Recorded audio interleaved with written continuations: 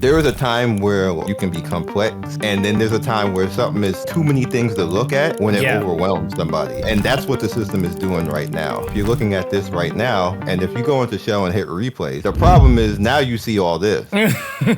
Drive gonna work, or maybe I need Fury or Onslaught. That's where it becomes a problem, and that's information overload. All right, guys, we are back, man. On Etheria Restart, of course, we have, again, been doing a ton of different videos with different creators. And so I had to bring one of my favorite ones on the channel. And I gotta say, it's actually pretty cool because of the way he's approaching the game. You know, essentially giving you another alternative or another way to look at the game. Who am I talking about? I'm talking about the legendary Scion Storm. What's up, man? Legendary, bro. I gotta give everybody something. Everybody gets something. Legendary. Yeah, man. Just take the time, you know, introduce yourself, let people know like what it is you do, type of content you make. All right, well, you guys know I'm Scion. What I do on my channel is I pretty much do variety, so to speak, and give you guys kind of like what's the latest that's going to be coming in mobile, also in PC now. So we kind of like crossed over a little bit more so towards the variety side. I just like to have it a little bit fun.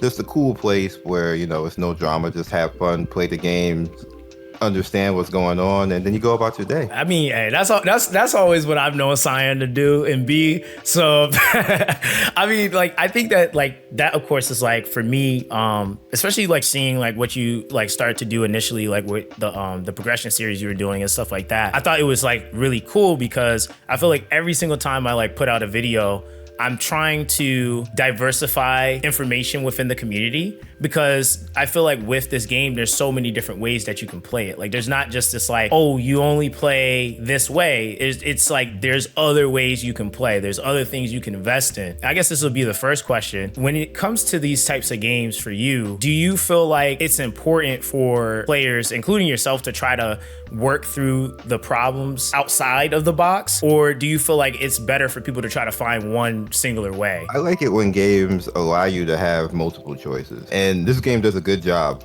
of allowing you to have multiple choices. So you could do something meta, but in most cases you probably won't have the meta, so you have to come up with a different idea with this. And this game allows you to use a lot of characters, say like what you have on the screen right now.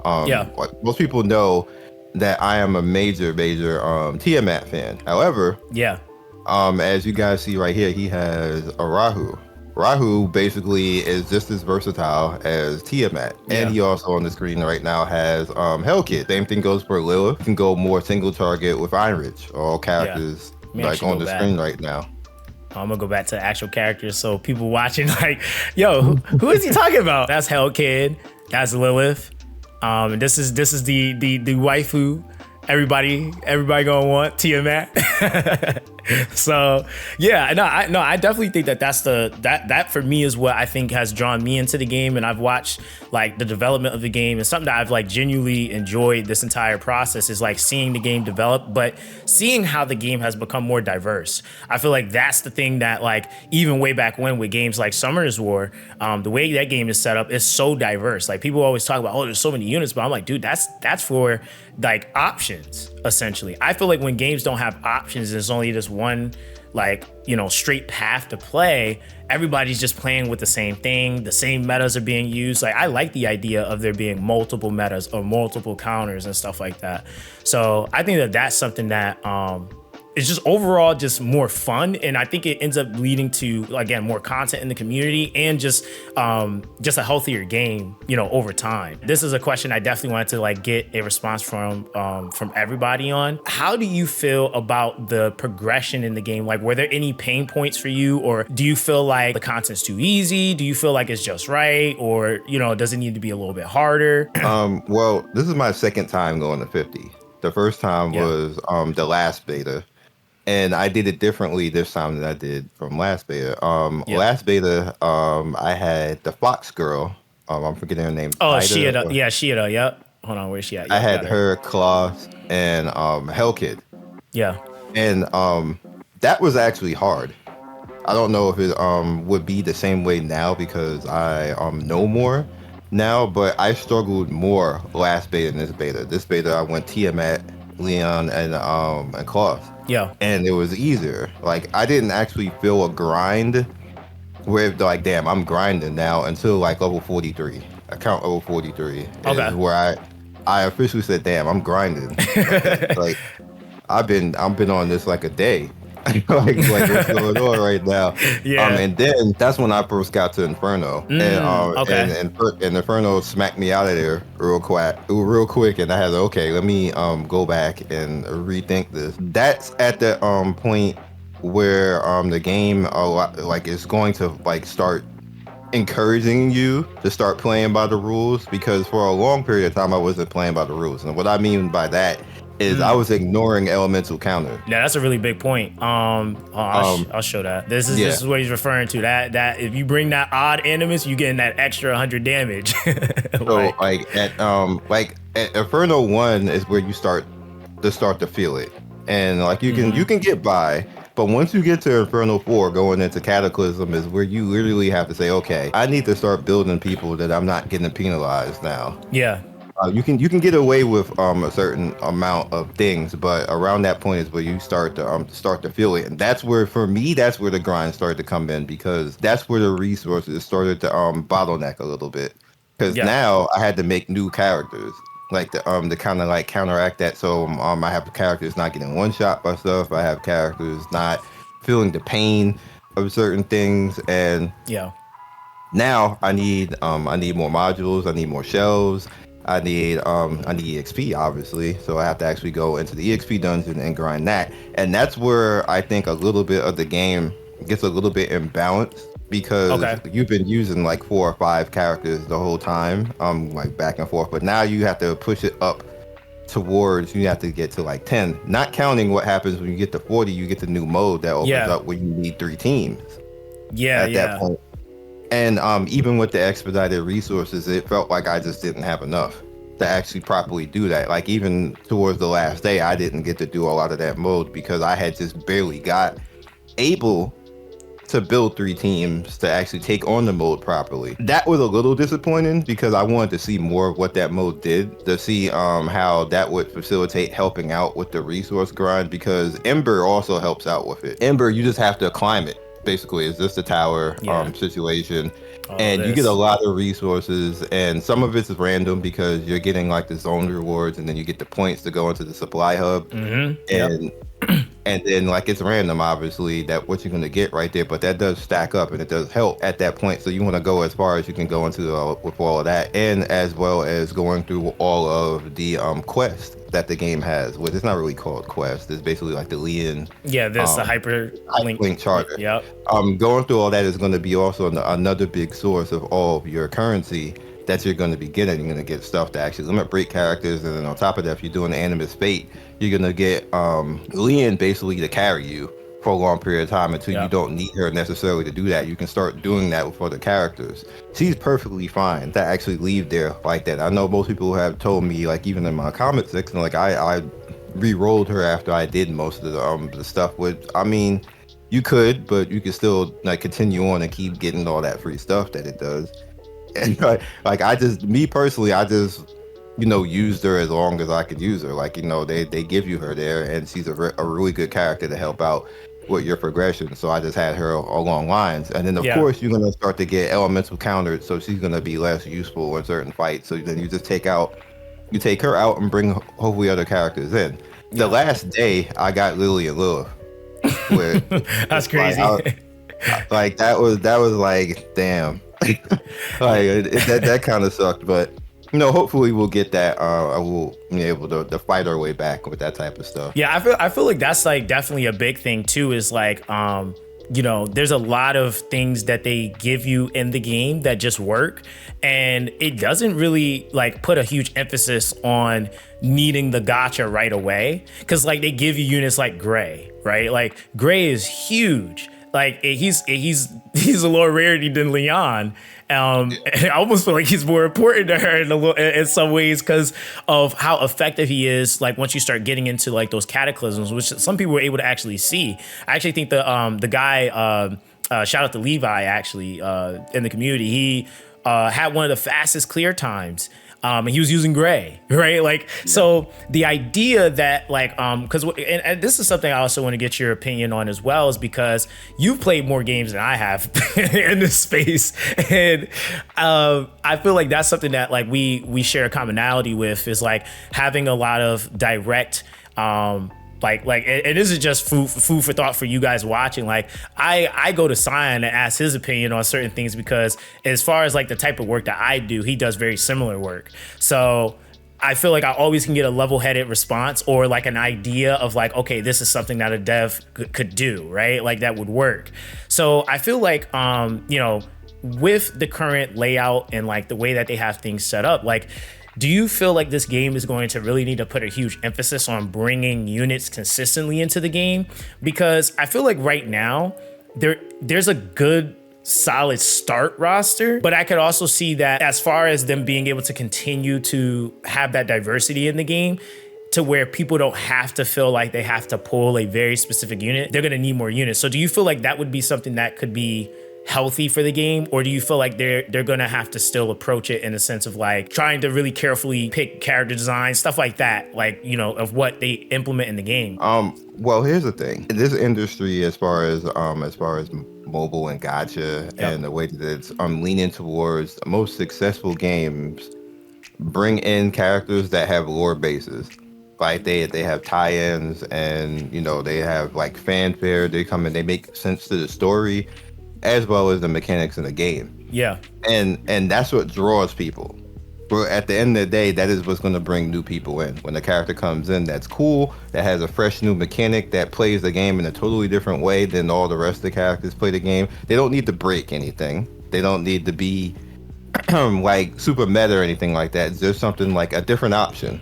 Yeah. Say like you it's like a different version of Doki Doki, not Doki Doki herself, but a character that does things like in a different way. Maybe instead of like how Doki Doki empowers, this character will basically depower.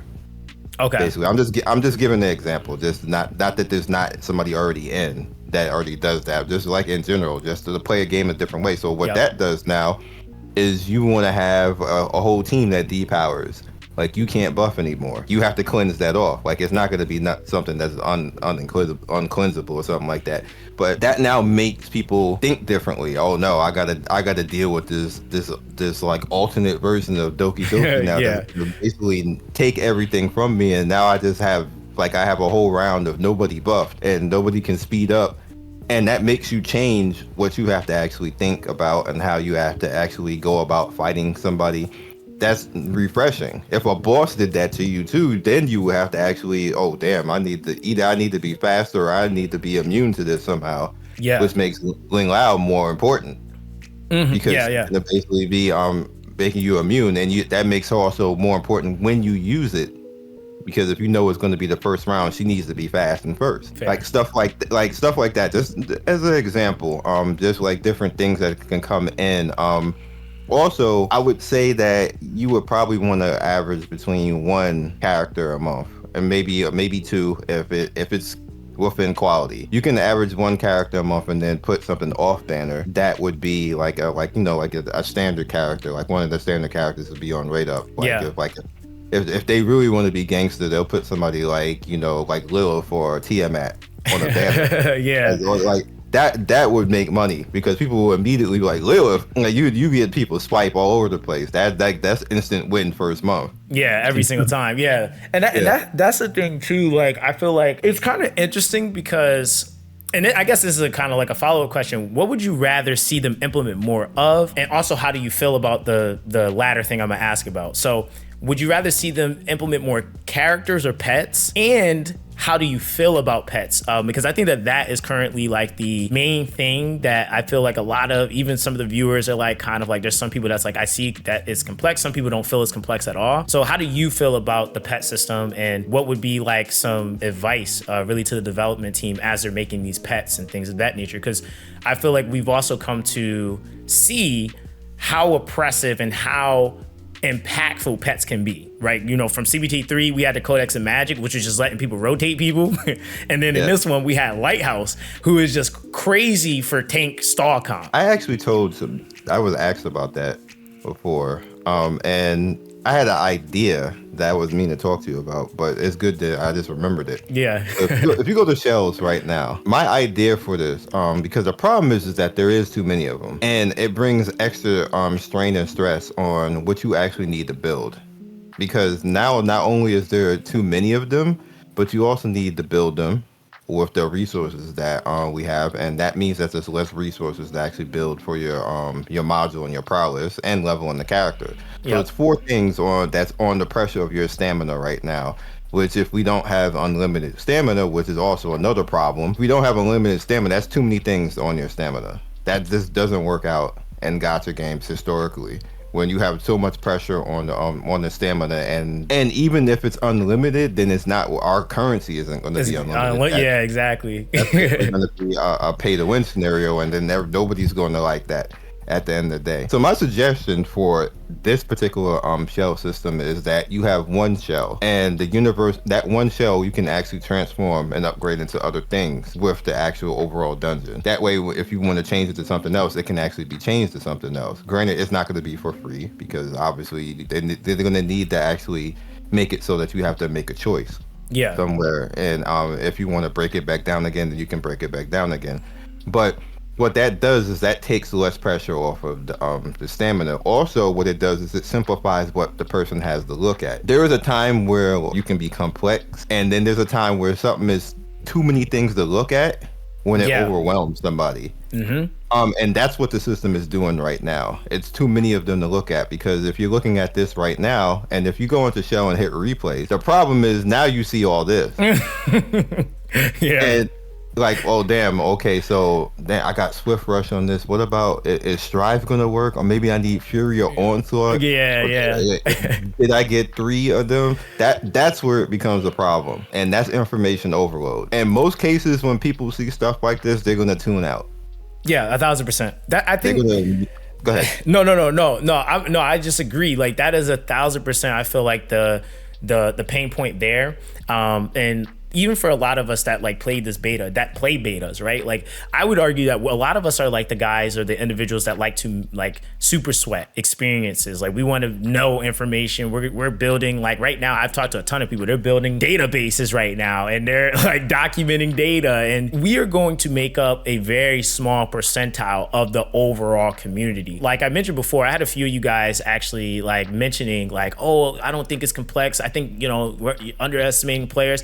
And it's like, listen, I've been doing this for almost 8 years. Sion's been doing this double the amount of time I've been doing it. And there are always more casuals that get overwhelmed by these systems. I've even had people say things like, I have to click through too many things. And that can be a killing point for a person. And then you guys would not believe how many people actually feel that way. And again, it's just that the pain points for somebody that is like excited and wants to super sweat this game versus somebody that's going to be super casual. Like, the other thing is too, most casuals don't really play betas. I was talking about this earlier. Like, most casuals are like, oh wait, it's getting white. I'll be back when it's official release. I'm not. I got a bunch of that. Like, people were literally telling me when I was like the 3rd video in, like, why are you still playing? Yeah. And it's like this, none of this is going to count, and I'm like, well, I want to learn the game. Like, exactly. It's better to learn it now and make mistakes and see what will work and won't work.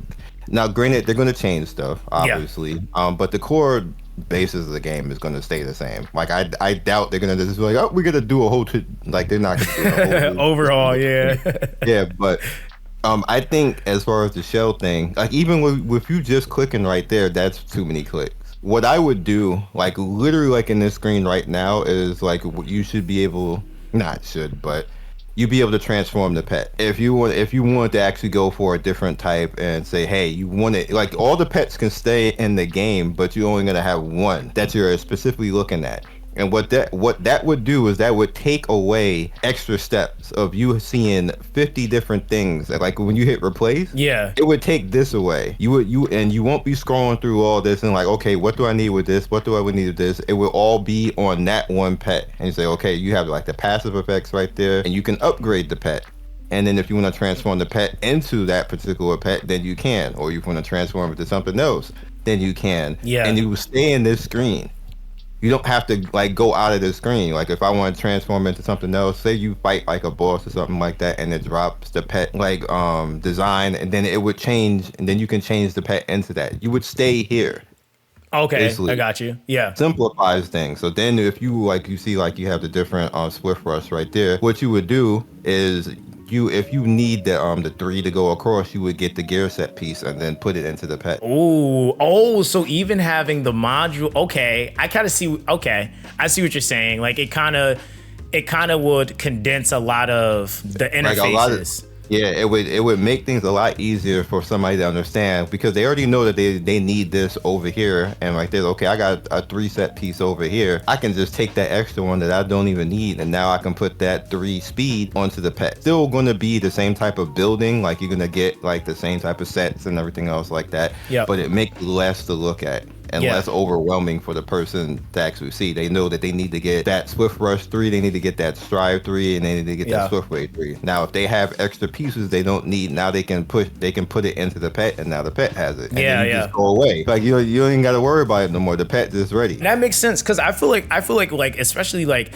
And this is the thing too, guys, is like a lot of these things we're specifically talking to are like the things that are predominantly common in the mobile gaming industry. Because when you look at different industries, these things will change, right? Like depending on the type of game in AAA or whatever it might be, these types of things will change. But in mobile gaming across the board, it's pretty much the way it is, like typically on average. Like the way that casuals process things, which again, they're majority of the player base a lot of the times, and they're really the defining numbers on keeping games alive as well. They really honestly, again, as much as it just like sometimes it just sounds crazy to say, but there's really a lot of things that off-put them or offsetting that would make them quit. So I think it is good that we talk about these things, because these are things that are important for developers to hear and to know, because that is a very, very important part of the community, is the casuals, them being able to get acclimated into it. Because again, like I mentioned before, is like not everybody is big brain, is super sweaty, or I would even say it's just comfortable with the system. Because like for me personally, I don't mind it, right? Like I'm like, oh, I'll click that. Like I don't mind doing it. I'll go here. But most other people just like their attention span is it's just not made for it. And it's just like, hey, it is what it is. But you do have to, in today's day and time, you do have to accommodate to it to some degree. With the focal points of the game, like you went through the progression series, utilized Tiamat. Was that a decision that you made thinking ahead for what you were also going to be doing in things like PvP? Or was this like more of that focal point for like, okay, this is what I'm going to do in PvE first, and then I'm gonna focus on PvP? What was the thought process in that? Well, this goes back to the first beta. What I usually look for in these games is I look for the character that takes away the level of RNG. And what I mean by that is what character can overcome a lot of things that I can actually have, that if the worst case scenario, it's hard for me to actually get other characters, I can use that character to carry a lot of stuff. Specifically, to be honest, I didn't know about Lilith, because Lilith was new, and I didn't have, like, obviously I didn't have her last beta. I did have Tia late, and I was actually able to like think, okay, so she shields, she DPSs, and she heals. And what that allows me to actually do, I have a saying, and I've been doing this literally for 10 years on YouTube. When I see a character that is a paladin class, because that's basically what she is, usually they overcome a lot of the game by themselves. Kings of everything, and usually super good at nothing. But when you power them up, they become super good at everything. I had her basically shielding and DPSing and taking up on multiple roles, which now makes, like, it's literally having like a hybrid class character and a slot. She's supposed to be tanking, but she pretty much one-shot stuff. She pretty much heals a team. She supports the team with a shield, and then she taunts, which basically makes the rest of the team not take damage as well. And that opens up me to be more aggressive, which is what I did, which allowed me to put Kraken and Kloss together, which normally I would not have them together. I would have one or the other, but that allowed me to put them together, and which basically let nothing in the game actually get a turn. Yeah. As long as they went first. Like they literally just, you would get her to action steal, and you would basically get Kraken to either, if he could, the AoE control and freeze. What I ended up doing is I had her and Lien, tried to have her and Lien go before Kraken, because what that would do is that would 100% make him freeze them. Okay. Got you. Okay. So you're basically trying to zero him out. Yeah. So he would just freeze majority of the time, and that worked. That worked for like the majority of the game. Those three characters, and the fourth character was just whatever I wanted to put there. Which and literally that's what I did all the way up to 50. I did it in all of the module, the shell, and all of the stages. It was slower. Granted, you are not gonna get 3 stars with that. Just want to put it out there right now. That's not fast enough for that. But what it does is it stops them from actually doing anything basically in the fight. Or pushes the fight back. And with the characters that you like, like the big like Terramathon, you can't freeze him basically, but you can push him back to the point that he doesn't get enough turns to actually do any of his BS to you. And that's actually a really good question, too, is that how far did you end up getting as far as like the module dungeons and stuff like that? I was with Kata with both Terra and Doki. I didn't actually even try to get that far with because I was just literally, once I could get to here, I was literally farming. Inferno 4. I actually didn't do Terra. I was going to do Terra, but I lost a few times, and then I would concentrate on Doki. And then got Doki, and then just ran out of time. Okay, no, that's fair because one thing I wanted to ask you about, because it was a couple of players like I mentioned before. We were laughing about it in the stream the other day because there were some people that had cleared Cataclysm, but it was like 20-minute clears, right? Like I think somebody had like a 40-minute clear or something, but they still cleared it. One of the consensuses that a lot of those individuals were coming to was that when you get to this point, and I think that this is something that as far as like the idea of like how games are structured, they were like, with the current setup of units, it is required that you have certain units at this point, which I would argue if you're farming Cataclysm, that would more than likely be like you're kind of at some point in endgame, like whether it be early endgame, mid, like at some point. One of the things that I was saying that could be done, for example, they were saying like with Terramaton, the homie Levi who cleared it was saying that he feels like a lot of players are going to need either Veronica, Heinrich. I think he was like saying those were like the main 2 people we're really going to need in order to be able to effectively clear this. What would be a perfect solution for a situation like this? Because I think that can be a thing at that point, because then that would be like leaning into like, okay, well, that leads to something players have to aim for. And as of right now, we only get the one selector in the very beginning. It's kind of like, do you feel like they should implement like maybe a second selector at some point in your progression? Or are there other things that they can do to like maybe offset that pain point of like, okay, now I'm at the point where it's like I could do this, but I can't do it because I don't have this one specific, or out of 2 units, I don't have them. What I would do, because I actually didn't have either of those characters and fell short the couple of times I tried Kata.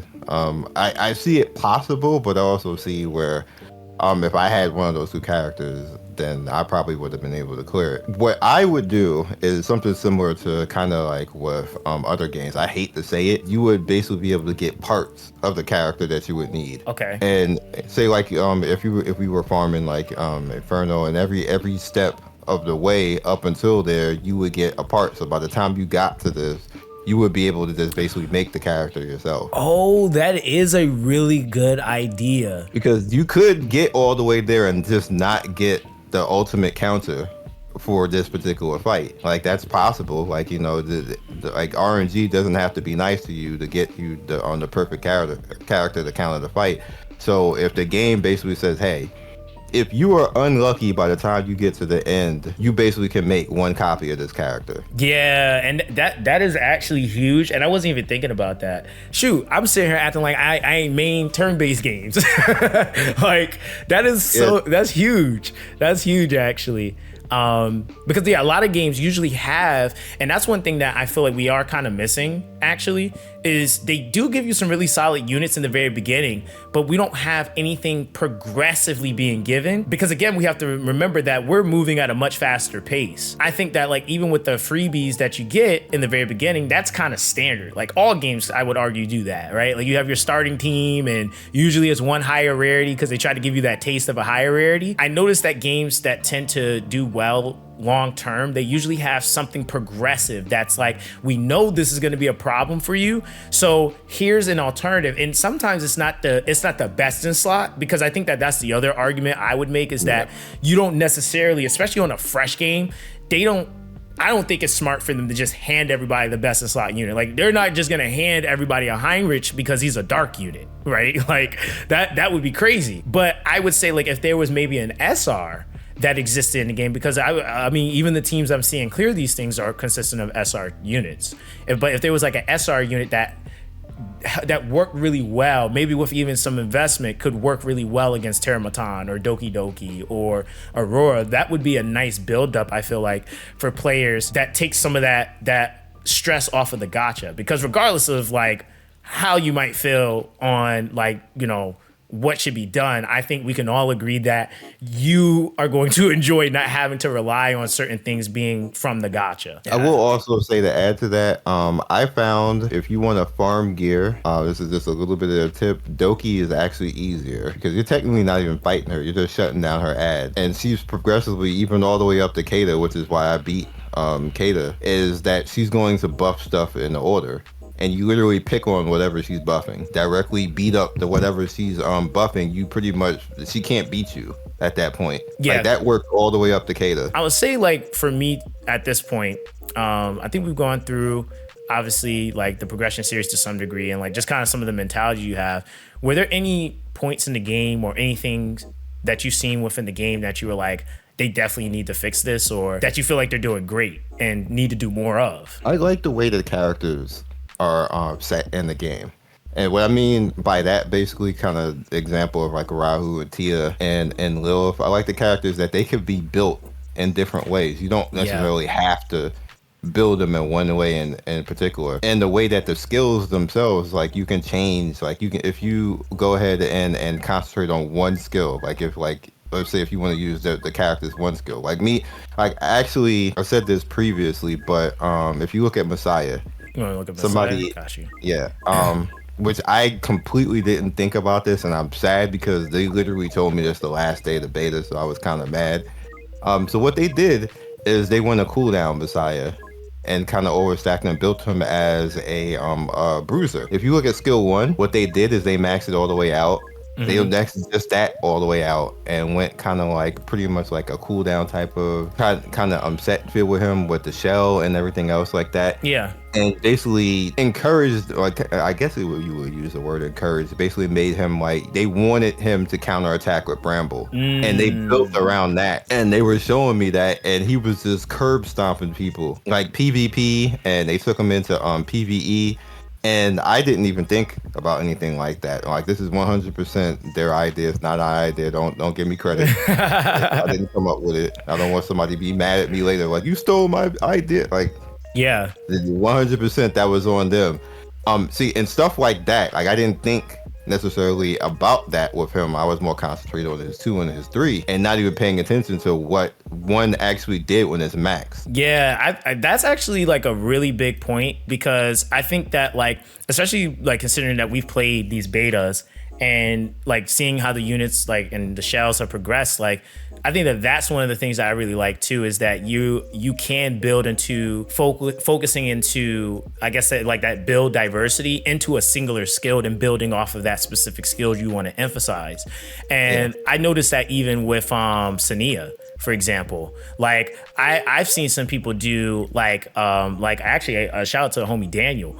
We did 2 separate things last beta. I focused the skill 3 and that rotation with like the really the skill 2 into the skill 3, as far as being able to have that detonation and things of that nature. He went and focused the skill 1. Essentially, like, you get that extra damage, the 50% chance to land a dot, and then Sania inflicts 1 stack of dot for 2 turns when dealing damage, right? And so in my head, I'm just like, oh, that's basic.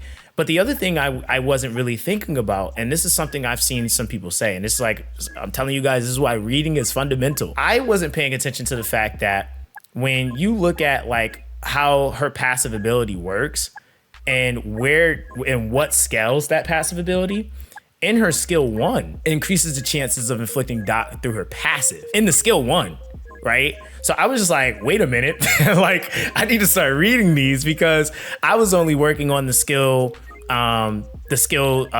and 3, but when I was looking at his Sania, he was landing more dots. And I was just like, what the heck? I was like, okay, that's kind of interesting. But that's because, like, he did something similar, like a counter build, but he also was reading the skill ups, and it it affects the passive.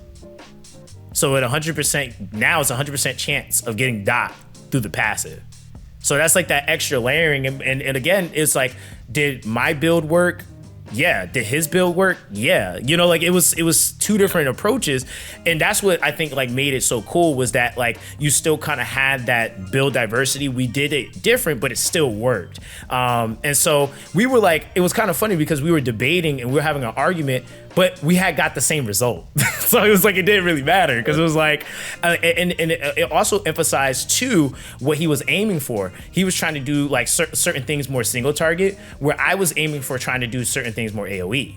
So it was just kind of like a different, and I was trying to extend certain debuffs in a certain way. Like it was like just a difference of approach, but it still got you that same result essentially. I guess on top of that, what would be, so you've obviously have seen the current meta. So I guess that's a conjunction question there, is what type of units would you like to see come into the game? Yeah, that's definitely a tough one. Yeah. You would definitely need anti-shield, because I literally am a person who took massive advantage of shield and basically made it impossible for people to win. I noticed that in the tournament, I saw people just have like gangster shields that you could hardly do anything with. Yeah. So you're probably gonna need anti-shield. Anti-cleave is kind of a thing, but nobody not a real punisher, so to speak. So we probably need a real punisher. Okay. Like, and what I mean by that is like a character that if you hit them, they're gonna make you pay direct, like 100% make you pay, which probably be more single target than anything. Because you saw a lot of that with Rim, if you remember.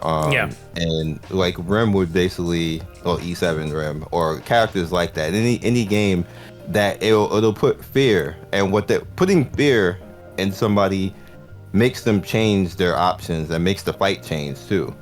Now they can't cleave, like just base roll on the keyboard and cleave you and then kill everybody. Now they can't necessarily do that because they might get their cleaver killed. Yeah. So, okay, so what do I do now? Can I do it? Can I like strip this? Can I CC? Can I sleep this character? Which makes other characters more useful now, because now if you see that character that's basically gonna like smack you in the face if you hit them with an AoE, you're like, oh damn, I gotta do something about you right there. That changes what you pick in RTA. Yeah, 1000%. And that makes more other characters like more useful, or that character will get banned. Basically, because they don't want that character. Like, if you have like a character like is it the Wisher or who's the sleep character? Oh, that's Kazuyo and I think Valerian I think can do it, but I think Kazuyo's the sleeper for sure. Yeah, Kazuyo Revere. That would make her a little bit more useful. Obviously, they can make like somebody maybe SSR that'd be higher. I don't think she's an SSR, right? She's an SR. Yes, yeah, SR, yep. Yeah.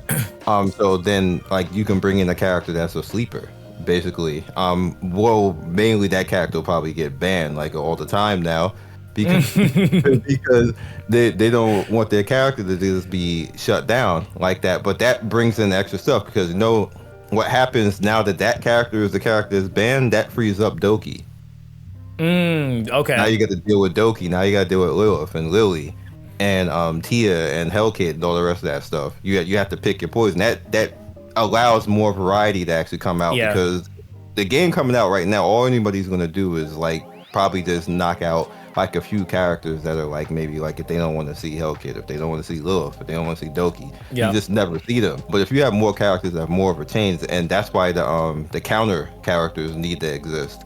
Yeah, and I think the only one that I really seen that was like really countering for real was Viper, for example. Like he was like going crazy, and you kind of could see like, oh man, like if there were more units like that would actually be kind of problematic for some of these teams.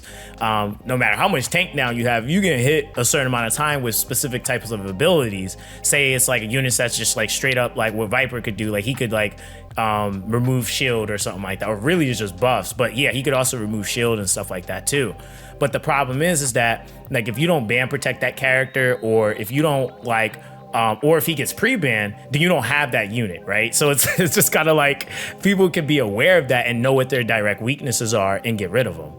And so I think like, yeah, what you're mentioning is like having more of a variety is going to just create a situation where like what we did see like in the tournament was people were having certain characters that they were realizing a person was liking to use. And then now Lily is available. I'm like, oh God, like, I'm like, we don't need Lily now getting drafted. Like, so that for sure, I think definitely does kind of change up some of the strategy. But I feel like that's also like the thing that I'm really excited for is being able to see like, how do you approach, like how well do you actually know your game, essentially, like they're playing the game, your strategies, what characters have you built, and this is going to definitely take us some time to get to that point because obviously it's still like quite a bit to invest in units, but I think nonetheless that's going to still be like a really, really big selling point, especially for those that like the PvP centric gameplay style and just that emphasis. I guess we're gonna ask one more question. And this one kind of just been asking everybody this question because again, everybody's been playing different. Everybody's been getting like different results and things have been working for them. But what are your top 3 units that you want to use or that you would advise people to use? And it could be for any reason. Like it doesn't have to just be for PvE or PvP. It could be anything. Well, even though I didn't actually get to use her, I got to see her a lot. Huyan. Okay. Yeah. I got to actually people in my guild had her, so I was using her in like guild in a guild battle and stuff like that. And I fought her a few times in PvP and she just straight killed my Tia. Yeah. I still won, but she still killed Tia before she got killed. So I was like, oh damn, okay. Yeah. I already know you OP. So her, obviously Tia. And the other character that actually impressed me a lot was Rahu. I got him built late, but he actually impressed me a lot with the his usability and the way that I could use him in different ways. Because I built him defense, but then I put like a little bit more speed and attack on him, and he just straight clapped people. Yeah. It was GG, and I was like, well, damn, I should have did that first. but yeah, like, but he's again another type of character that he can be built multiple ways, and I was just doing whatever before the game went down anyway. So yeah, just to see what I can get away with. A sleeper pick is Obero. Oh, okay. I actually got the like the absolute last thing I did was build her and then take her and see her DPS and she hit something for like 50k.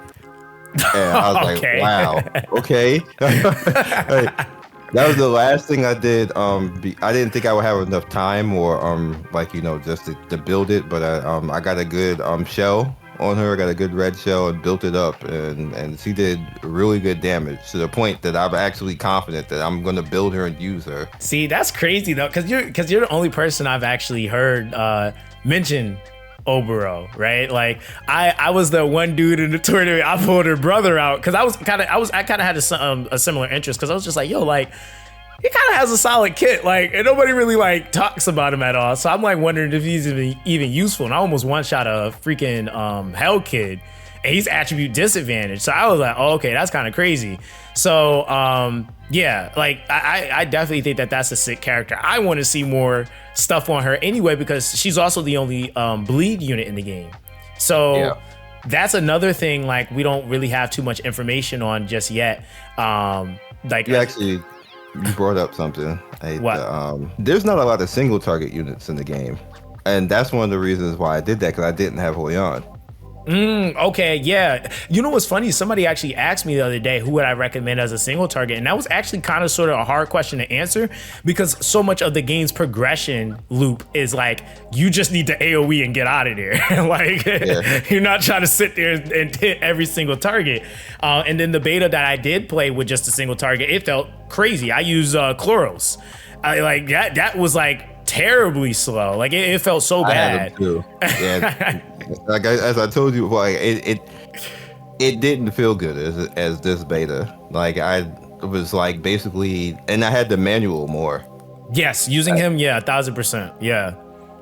Yeah, so that's why I don't think like you're seeing too many people recommend like starting out like, yeah, just go single target, because it's really just that. It's that like the progressive nature of the game is just more hyper fixated on AoE burst basically. Yeah. So yeah, I feel like, yeah, that's definitely like some fire picks.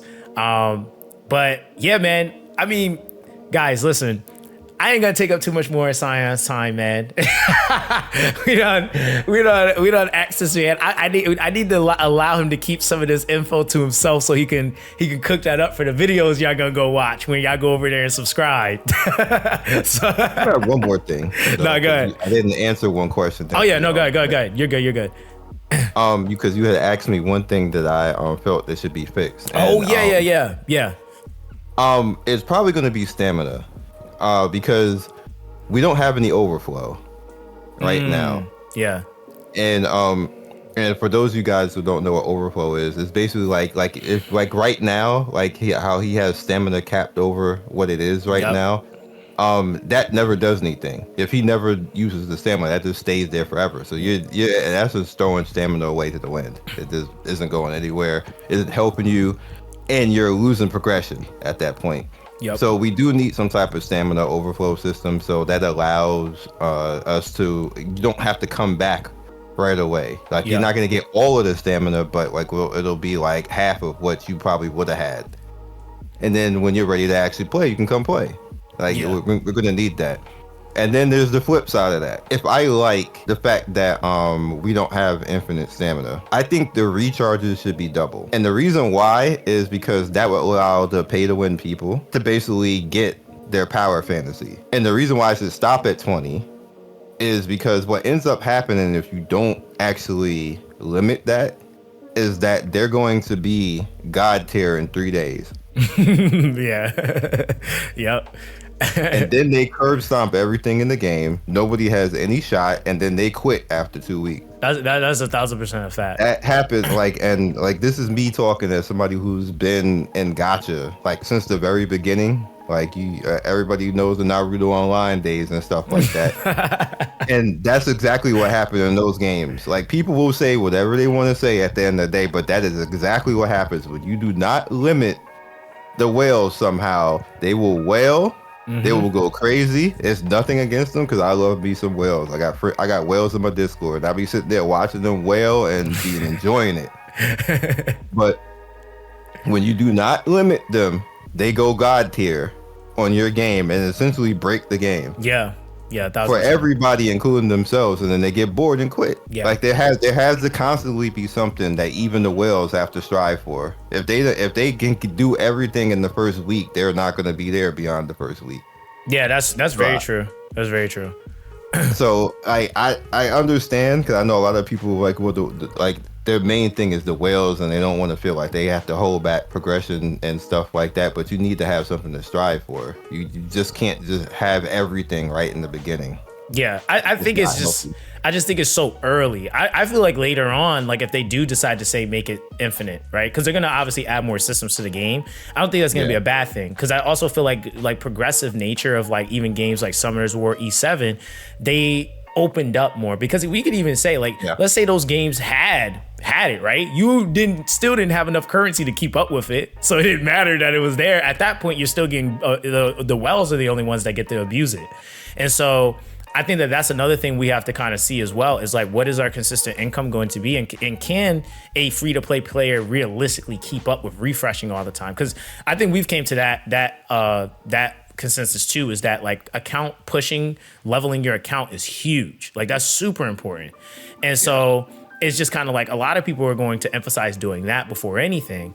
But it's also the idea that too, we still are playing a gacha, right? And so you don't want to necessarily like nilly-willy just blast everything, and then something really impactful comes out and now you have no crystals, right? And then like the economy or the amount of crystals that you have to build up, it might take you a little bit, and then now you're missing out on stuff. So it's like we're still gonna have to kind of tread lightly there until we can for sure see like what is that going to be like, essentially. And I think that the stamina thing is definitely the biggest thing, because this is a game that definitely seems like it is intended for us to be able to grind.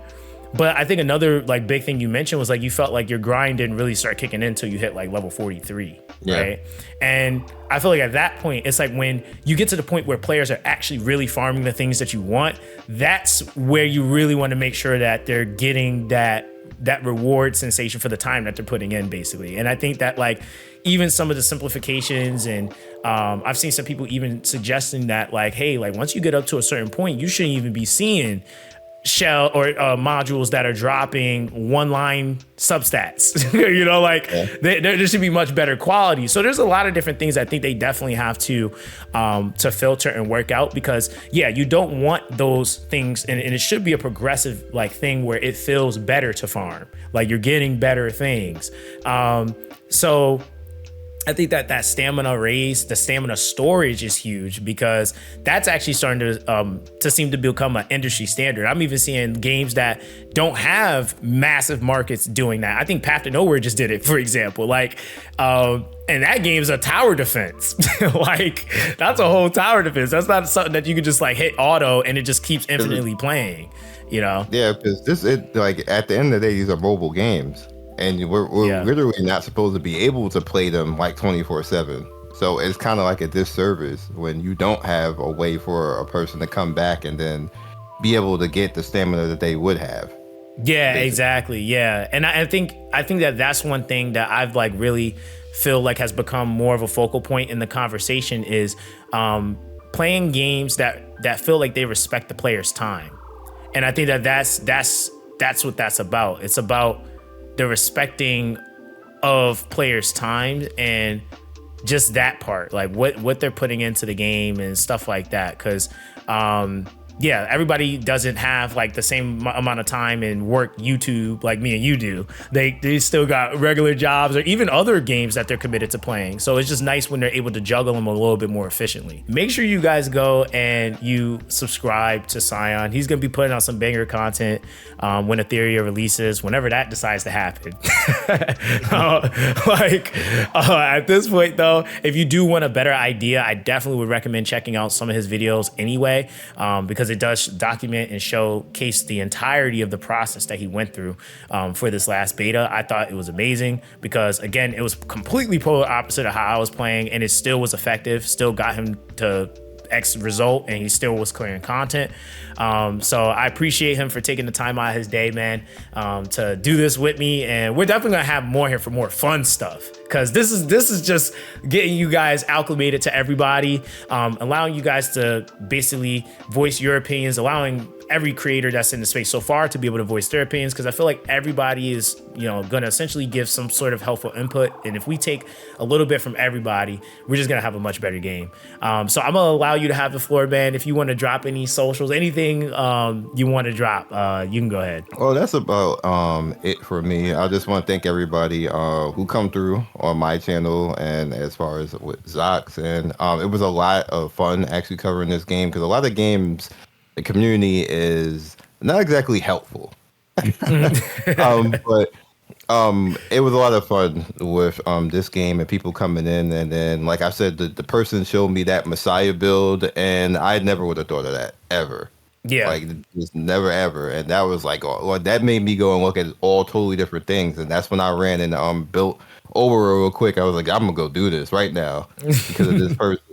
Like, so it was literally all because of that one person that I found out that she can hit that hard at that point. And little stuff like that is what makes it fun to be a creator, because you get to just know stuff that you probably wouldn't have known if you were just by yourself. Yeah. No. And so I always appreciate y'all when y'all come through like that. And it was a lot of love on those videos, more than what I thought was going to actually happen. So I appreciate that as well. Yeah, no, listen, man, y'all better be over there, man. Keep on supporting him, man, because like I said, Scion, chill dude, you might learn an extra thing or two too. So, but either way, man, once again, shout out to him for coming through. Appreciate you guys for sticking all the way through the end of the video. If you have, make sure you guys like and subscribe. We're gonna have maybe your potential favorite creator on the channel as well. But all you guys, stay blessed, and we'll catch you guys in the next one. All right, guys, peace.